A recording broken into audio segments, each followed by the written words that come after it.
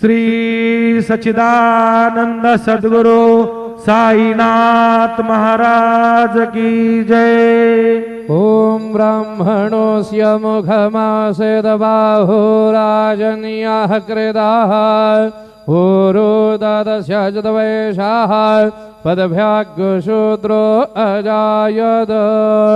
धूपमग्रहपयामि अथ दीपम् चंद्रमा मनसो जातचक्षुः सूरजो अजायत। श्रोत्राद्वायुश्च प्राणश्च मुखादग्निरजायत। दीपं दर्शयामि सद्गुरु साईनाथ देवताभ्यो नमः।